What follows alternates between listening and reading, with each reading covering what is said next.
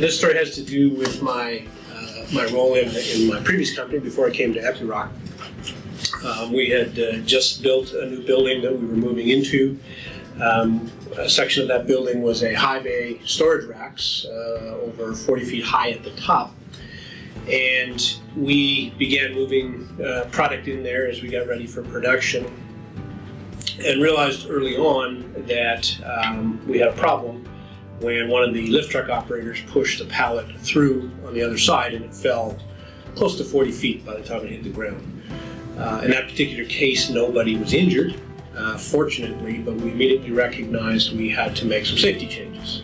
We made those safety changes, and we gave everybody a fluorescent colored vest for those who were allowed to be in that warehouse area. Nobody else was supposed to be in there.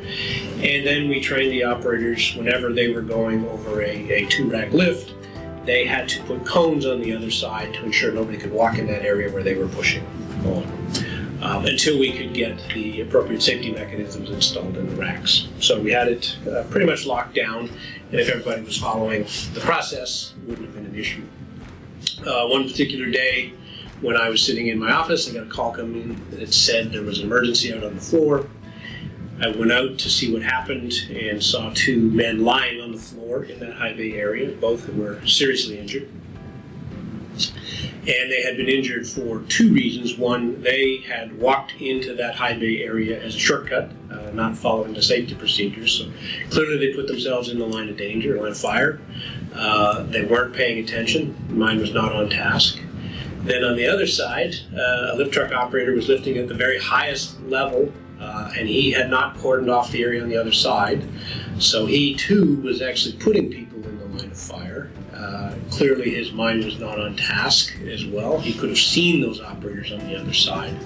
And unfortunately he pushed a pallet through to the other side.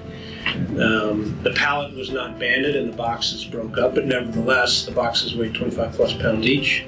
And both of those operators got hit by at least 1 or 2 of those boxes, and that's why they were lying there. Fortunately, neither one of them was critically injured, but they were seriously injured. One had a broken shoulder, and one had a fractured backbone. And they were out for quite some time. Could have been a lot worse.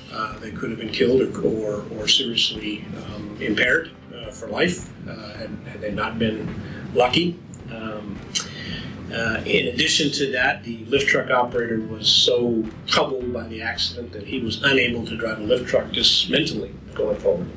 He could not get his mind on task around doing that safely ever again, and still had not driven a lift truck when I left there. So, the simple act of thinking about what you're supposed to do in safety, making sure you're following the procedures, both people that are not involved in the incident and people that are involved in the incident, could have prevented a lot of those.